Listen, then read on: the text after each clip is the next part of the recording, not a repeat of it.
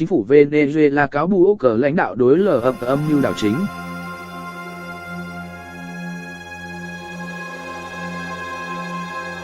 Giới chức Venezuela nói họ vừa dẹp một âm mưu đảo chính nhỏ sau khi lãnh đạo đối lập ở Juan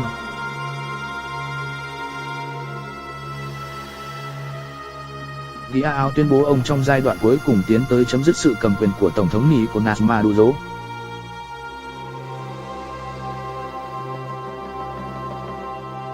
Ông xuất hiện trong một đoạn video cùng những người mặc cờ quân phục và nói ông được sự ủng hộ của quân đội.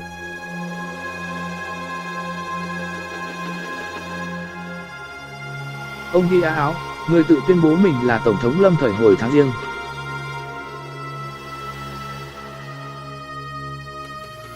đã kêu gọi để phe quân sự ủng hộ ông nhiều hơn nữa trong việc chấm dứt việc ông Maduro cướp đoạt quyền lực.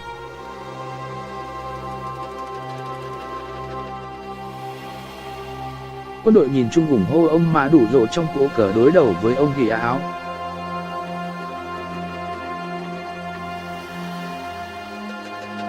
Tuy nhiên, nhà lãnh đạo đối lập nhận được sự ủng hộ của hàng chục quốc gia, trong đó gồm hầu hết các nước Mỹ Latin và Hoa Kỳ.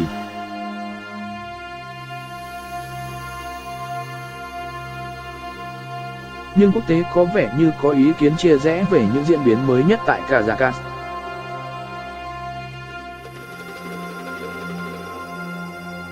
Diễn biến mới nhất.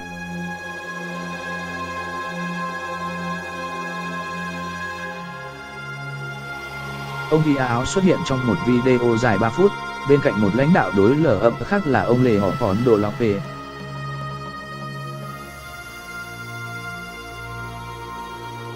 Người đã bị quản chế tại gia kể từ khi bị kết tội xúi giục bạo lực trong các cuộc cờ biểu tình chống chính phủ hồi 2014.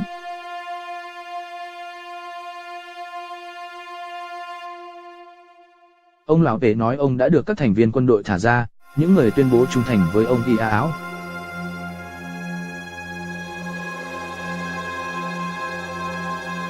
Trong đoạn video được chia sẻ trên mạng xã hội, ông Guaidó nói ông được sự ủng hộ của những người lính can đảm tại Caracas.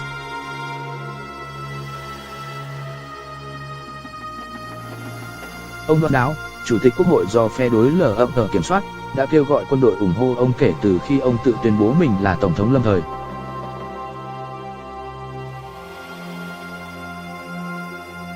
Ông nói rằng Tổng thống Maduro là một kẻ chiếm quyền bởi đã được thái bầu trong kỳ bầu cử bị phản đối rôn ở dưới khắp.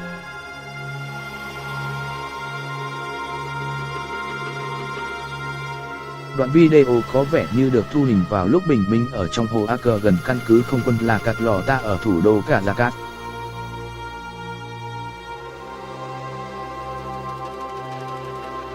Mọi người có theo ông Guaidó?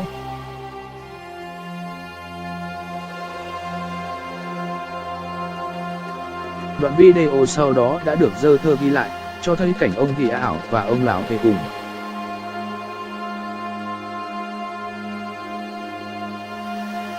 Hàng chục người mặc cờ quân phục đứng trên một con đường cao tốc ở Caracas.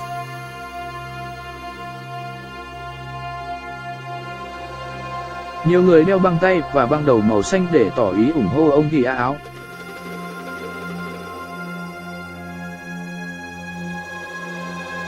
Đoạn video cũng cho thấy hơi cay bắn vào họ.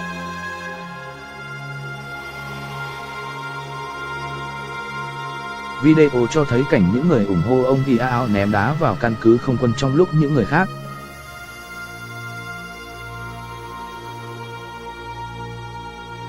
vẫy cờ Venezuela, nhưng có vẻ như họ không phối hợp hành động với nhau.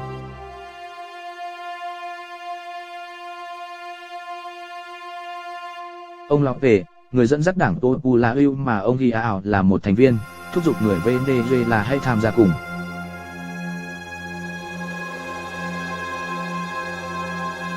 Toàn bộ người dân Venezuela, những ai muốn tự do hãy tới đây, hãy làm gián đoạn tự.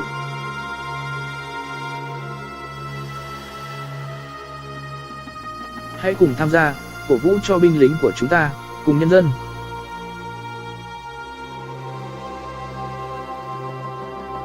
Xin chào Venezuela, hãy cùng nhau thực hiện điều này.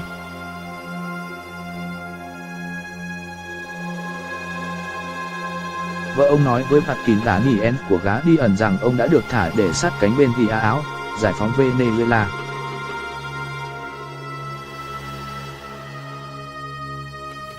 Chính phủ phản ứng thế nào?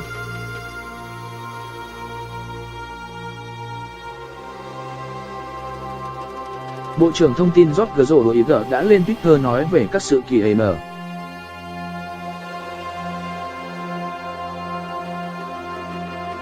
Ông viết rằng chính phủ đang tra ngờ một nhóm nhỏ những kẻ phản bội trong quân đội, mà ông nói là đang ủng hộ một cuộc cờ đảo chính.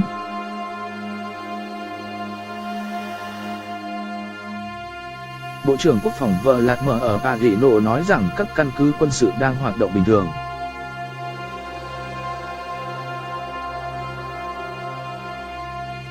Và rằng các lực lượng có vũ trang đang vững vàng bảo vệ hiến pháp và các cơ quan hợp pháp.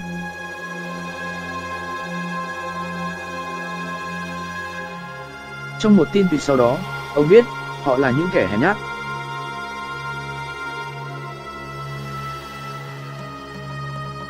Một thành viên cao cấp trong Đảng Xã hội đang nắm quyền, đi đã đổ cả bờ lỗ.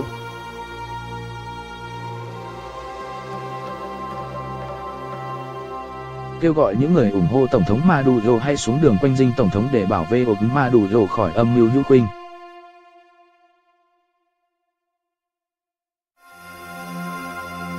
Cộng đồng quốc tế nói gì?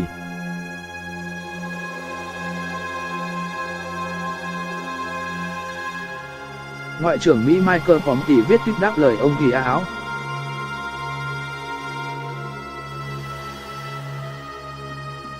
Chính phủ Hoa Kỳ hoàn toàn ủng hộ nhân dân Venezuela trong công cuộc đấu tranh đòi tự do và dân chủ, ông viết.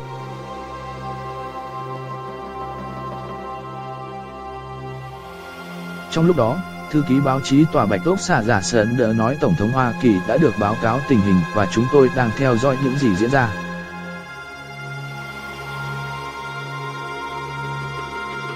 Còn bà Kellyanne cố vấn trong Tòa Bạch Ốc thì nói chính quyền Hoa Kỳ sát cánh cùng lãnh đạo đối lập ở Juan Guaido.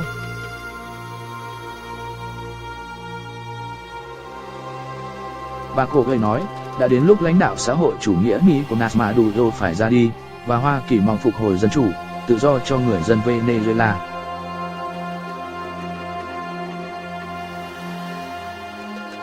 Thượng nghị sĩ Mỹ Marco Rubio, một người ủng hộ mạnh mẽ ông Ghi Áo cũng dùng Twitter để thúc giục quân đội Venezuela ủng hộ Chủ tịch Quốc hội.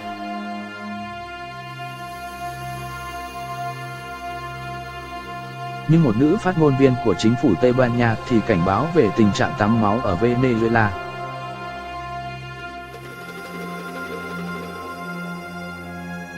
Tây Ban Nha không ủng hộ bất kỳ cuộc cờ đảo chính quân sự nào, Isabel sẽ nói, và thúc giục tìm giải pháp hòa bình cho cuộc cờ khủng hoảng Venezuela.